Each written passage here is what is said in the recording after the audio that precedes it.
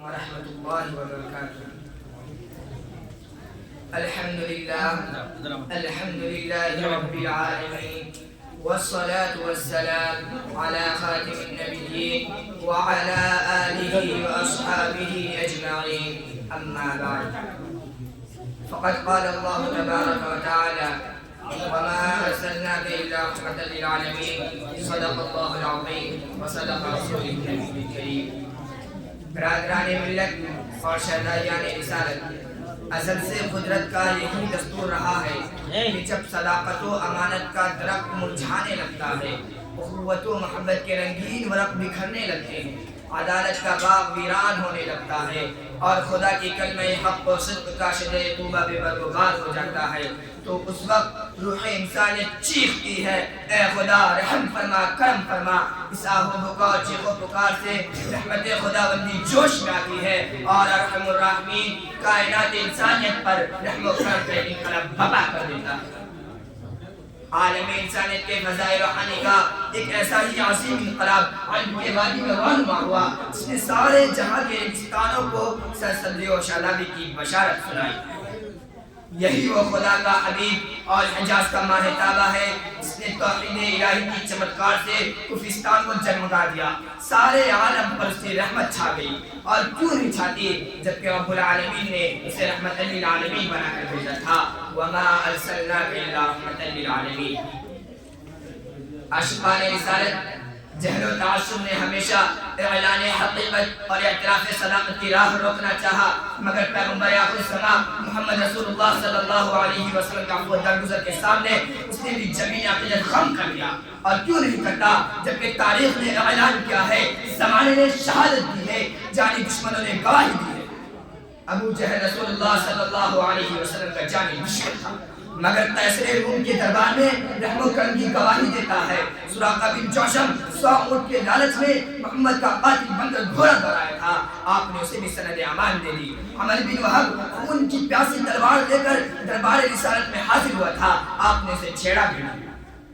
ابو سفیان جو دشمنان رسول کا سربراہ تھا، جس نے رسول اللہ کے خلاف ہزاروں سازشیں کی، آپ نے اسے بھی رحم و کرم کا تحفہ پیش کیا۔ ہندا جس نے آپ کی چچا کی ناک کاٹ کر آپ کو تڑپا دیا تھا، آپ نے اسے بھی معاف کر دیا۔ لوگوں، میں کہاں تک شمار کراؤں؟ جاؤ تاریخ کے نگاہوں اور آسمان کے تاروں سے پوچھو، ان کے نیکزاروں سے پوچھو، ان کے صحراؤں سے پوچھو، شان مکہ سے پوچھو، ملکہ کے دروں سے پوچھو، مستقان رسول اور دشمنان اسلام سے بھی پوچھو، سب کے سب یہی کہیں گے کہ تاجدار مدینہ نے فاتح بن کر بھی حیات پر رحم و کرم کیا ہے، حکمراں بن کر بھی دشمنوں سے عفو درگزر کا معاملہ کیا ہے، گالیاں سن کر بھی دعاؤں کا گلدستہ پیش کیا ہے، زخم اٹھا کر بھی دعائے ہدایت دی۔ تاریخ شاہد ہے، سیرت کی کتابیں گواہ ہے، ذخیرہ احادیث لب گشا ہے کہ آپ نے کبھی کسی جانی دشمن اور قاتلانہ حملہ کرنے والوں سے انتقام نہیں لیا۔ ایسی بات نہیں تھی کہ آپ کے اندر انتقام کی طاقت نہ تھی، دشمن آپ کے قبضہ میں تھا، شمشیر و سنان بھی موجود تھے، ہزاروں شدہ و کفار صفات جلال ہمراہ تھے۔ دنیا کا قانون بھی یہی تھا کہ آپ جانی دشمن سے انتقام لیں۔ رسول عربی کے دیوانوں، رسول اللہ صلی اللہ علیہ وسلم کی حیات طیبہ میں انفرادی طور پر دشمنوں سے انتقام لینے کے بہت سارے موقع آئے، مگر سب سے اہم موقع فاتح مکہ کی تاریخ تھی۔ یہی وہ مکہ تھا جس کے باشندوں کی شقاوت قلبی نے فرزندان اسلام اور پیغمبر اسلام پر عرصہ حیات تنگ کر دیا تھا، جن کی چیرہ دستیوں کے تسلسل نے رسول اللہ کو ہجرت مدینہ پر مجبور کیا تھا۔ آج اسی وادی مکہ میں رسول اللہ صلی اللہ علیہ وسلم فاتح اور تاجدار مدینہ بن کر آئے ہیں۔ صحن حرم میں تمام مستخان رسالت اور دشمنان اسلام کا مجمع تھا، ہر ظالم مظلوم کے دست قدرت میں تھا، ہر قاتل مقتول کے ارتا کے قبضہ تصرف میں تھا۔